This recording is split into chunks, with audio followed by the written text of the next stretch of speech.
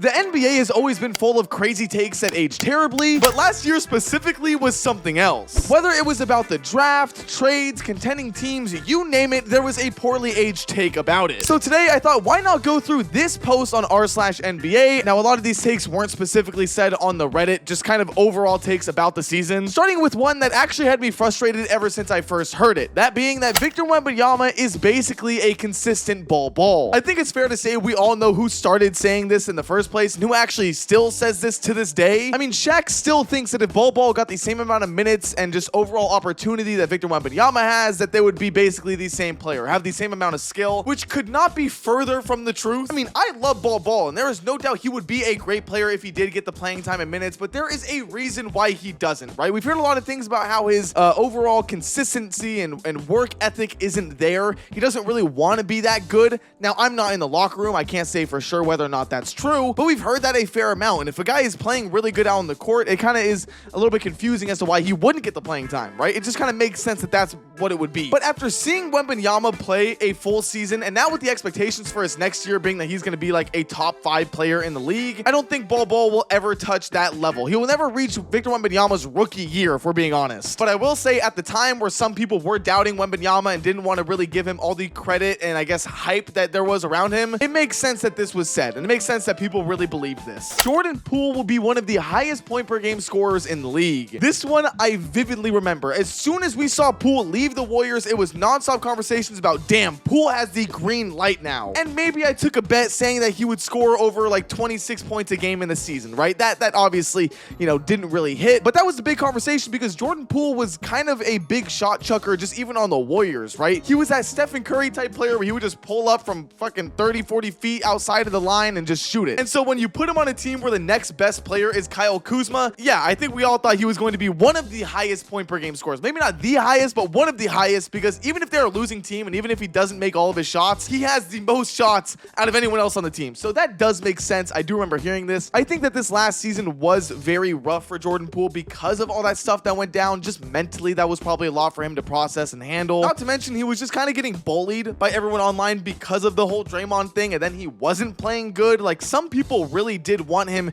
to have this breakout year and kind of prove the Warriors wrong for trading him, but he kind of failed at delivering that and instead just delivered a mediocre season. And I'm actually going to make a prediction about next season and say that it's going to be the same exact conversation surrounding Cam Thomas. I mean, he was already a shot chucker when Mikal Bridges was on the team, and now that he's gone, I mean, I think we're going to just see that same type of conversation of, damn, Cam Thomas is about to average 25 a game. Whether or not that age is right, I guess we'll have to wait until next year where I make another one of these videos and maybe that's on this list. Scoot Henderson is a bust. Now, you will never catch me calling someone a bust after just 1 year in the NBA. Yes, I know I made a YouTube video kind of with that title, but if you watch it, I didn't call him a bust. I actually end up talking about it a lot in that video where I just kind of say that with the build and type of play that Scoot Henderson has, it's a little bit different for him to play in the NBA compared to the G League or high school or whatever, simply because for him, it's all about physicality and speed and getting to where he makes his shots, and that's just harder to do in the NBA when you're one of those players, right? De'Aaron Fox had that same kind of issue when he first got into the league. He was a quick player that had to find his spots, and it's just different. So I don't think that Scoot Henderson is a bust.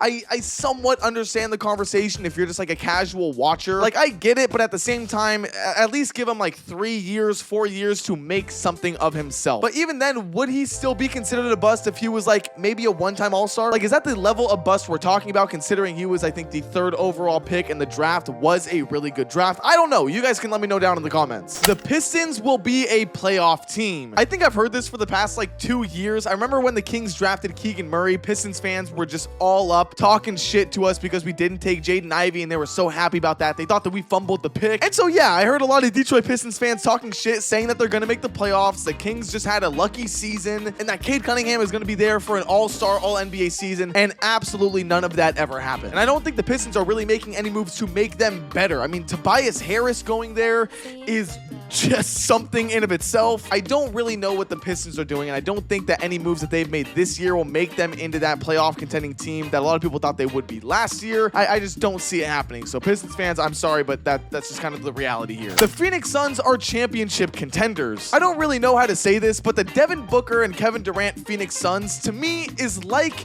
the old Paul George and Kawhi Clippers, where every year they would talk about how the team is going to be a championship contender. They're going to make it out of the West. They're going to be there. They're going to be the scariest team in the conference. And then they end up just fumbling everything, whether it's because of injuries or just lack of good performances. I feel like that's the situation that the Suns are in now because, yeah, we're going to have people say the same thing about them this year. Granted, their team is a little bit different. They move some things around, but to me, as long as you have Bradley Beal on that roster and not anyone else that is a better, I guess, third star, maybe, I don't know. I don't think they're going to really be able to do anything. I don't think Bradley Beal was worth it. I've talked about it multiple times on my channel where I don't like that move at all. I thought it was ridiculous. Kevin Durant and Devin Booker, amazing. They're actually doing a good job at building some role players around them, but I don't see them winning anything. And until maybe we see a good regular season from them, then I will start to give them some credit. But as of right now, they should be nowhere near championship contending talks. Jaren Jackson Jr. will make an all-NBA team. This is one that isn't even like a crazy take considering he won Defensive Player of the Year, I think like 2 years ago, and was on all NBA defensive teams and stuff like that. So this isn't even like a crazy take, but I just think that with the way the Grizzlies played last year, with all their injuries, John Morant wasn't there, they just kind of threw Gigi Jackson into the mix basically and had him do everything. I mean, Jaren Jackson Jr. only finished one game above the award threshold, so I don't think he was going to win anything really in the first place, but he also had a very different position and different play style this year, so I don't think that him dropping in blocks averaged or his overall defensive, statistics or just play overall, I don't think that that has anything to do with him itself. I think it's more about the team and situation that he was put in because of that. Do I think that Jaren Jackson Jr. is going to make a defensive team this year if they do have a somewhat healthy season? Yeah, I could see that happening because he doesn't have to be the offensive anchor that John Morant is able to provide. So yeah, I wouldn't say that that one really aged that bad, but I guess he didn't end up making it on an all-NBA team, so yeah. And that's all we really have on this list, so comment down below some of your predictions for next season, and if they age poorly, I can use them for my next video, so I would really appreciate that. Be sure to like and subscribe while you're down there as well, and if you want to check out another one of my videos, there should be one up on the screen right here, and yeah, I can't wait for the NBA season to start back up again. I will see you guys all in the next one. Later.